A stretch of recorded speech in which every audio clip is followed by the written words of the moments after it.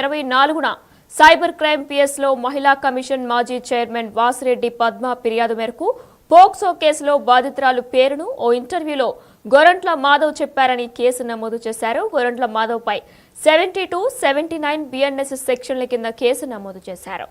Right మాజీ MP గొరంట్ల Madhav కు పోలీసులు నోటీసులు జారీ చేశారు. అనంతపురంలోని మాజీ ఎంపీ ఇంటికి విజయవాడ సైబర్ క్రైమ్ పోలీసులు మార్చి 5న విచారణకు రావాలని కూడా నోటీసులు జారీ చేశారు. ఇక ఇదే నేపథ్యంలో సెక్షన్ 35/3 బిఎన్ఎస్ఎస్ కింద కూడా నోటీసులు జారీ చేశారు. అయితే మార్చి 5న దీనికి సంబంధించి కూడా గొరంట్ల మాధవ్ విచారణకు వెళ్లాల్సి కూడా ఉంది. అయితే ఆ విజయవాడ సైబర్ క్రైమ్ పోలీసులు అనంతపురంలో మాజీ ఎంపీ ఇంటికి వెళ్లి మార్చి 5న విచారణకు రావాలంటూ కూడా నోటీసులు జారీ చేశారు. ఇక ఈ నేపథ్యంలోనే మహిళా కమిషన్ మాజీ చైర్మన్ వాసిరెడ్డి పద్మ ఫిర్యాదు మేరకు కూడా పోక్సో కేసులో బాధితురాలు పేరును ఓ ఇంటర్వ్యూలో గొరంట్ల మాధవ్ చెప్పారని కేసు నమోదు చేశారు. అయితే గొరంట్ల మాధవ్ పై 72, 79 బిఎన్ఎస్ఎస్ సెక్షన్ల కింద కేసు నమోదు చేశారు. అనంతపురంలోని మాజీ ఎంపీ ఇంటికి విజయవాడ సైబర్ క్రైమ్ పోలీసులు మార్చి 5న విచారణకు హాజరు కావాలంటూ కూడా నోటీసులు జారీ చేశారు. మరి మాజీ ఎంపీ గొరంట్ల మాధవ్ పోలీసులు విచారణకు హాజరు కాబోతున్నారు మార్చి 5న. ఇందులో మరి పోలీసులు ఏం ప్రశ్నలు అడగబోతున్నారు అని కూడా ప్రశ్నార్థకంగా మారింది. ప్రస్తుతం ప్రతి ఒక్కరిలో కూడా అంటే మార్చి 5న విచారణ కాబోతుంది గొరంట్ల మాధవ్ కి. మరి ఏం జరగబోతుంది ఆ రోజున అనేది ఇంకా తెలియాల్సి ఉంది. అయితే ఇదే నేపథ్యంలో అనంతపురంలోని మాజీ ఎంపీ ఇంటికి విజయవాడ సైబర్ క్రైమ్ పోలీసులు మీరు ఒకటి గమనించాల, ఈ ప్రభుత్వం యొక్క విధానం ఎట్లా ఉందంటే సిగ్గు లేదా గురిగింజ అంటే నల్లగున్నా నాకేమి సిగ్గు అన్నట్లు ఈ ప్రభుత్వం యొక్క తీరు మనకు కనపడతా ఉంది.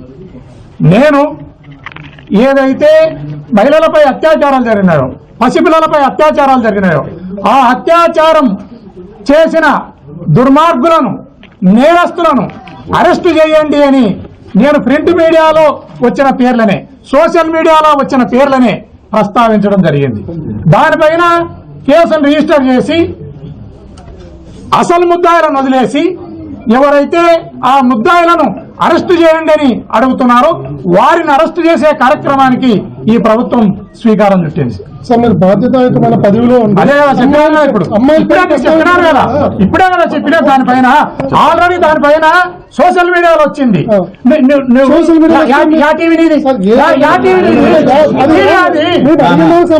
టీవీలో చెప్పబా, నువ్వు టీవీలో చెప్పు, నీ టీవీలో చెప్పు. టీవీ ఫైల్ మళ్ళీ అసలు ఉదాహరణ పట్టుకొని కాదు నీ టీవీని నీ టీవీని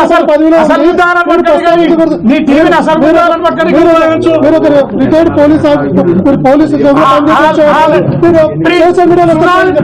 ప్రీతిని 150 సార్లు నీ పవన్ కళ్యాణ్ మాట్లాడడం జరిగింది. కేసు కట్టిస్తావా? కేసు కట్టిస్తావా? నీ చంద్రబాబు నాయుడు ధర్మవరానికి వచ్చి, నీ చంద్రబాబు నాయుడు ఇదే ధర్మవరానికి వచ్చి బాధితుల పేర్లను ప్రస్తావించడం జరిగింది. కేసులు కట్టి నీ టీవీ5 లో అనేక సార్లు అనేక మంది పేర్లను ప్రస్తావించడం జరిగింది. నీ టీవీ5 మీద కేసు కట్టండి, కట్టండి. మేము బాధ్యతాయుతమైన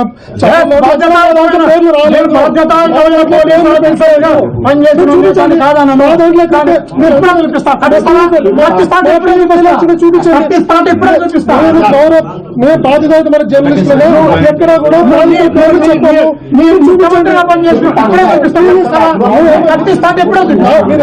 టీవీ5 లో పేర్లు చూపించండి. నువ్వు కట్టిస్తా ఎప్పుడో చూపించండి.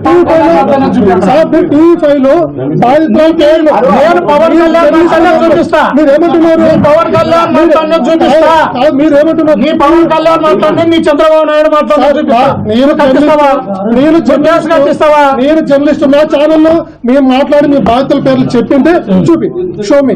ఓకే, ఇప్పుడు నువ్వు ఫస్ట్ దీన్ని కట్టే ముందు నేను ఒకటి చెప్పిన, నీ పవన్ కళ్యాణ్, నీ చంద్రబాబు నాయుడు ఇద్దరు కూడా నీ టీవీలోనే వాళ్ళు మాట్లాడినది టెలికాస్ట్ అయినట్లు చూపిస్తా. నువ్వు కాదు, నీ టీవీలోనే చూపించినప్పుడు వాళ్ళు మాట్లాడినది నీ వాళ్ళ కేసు కట్టిస్తావా? వాసిరెడ్డి పద్మ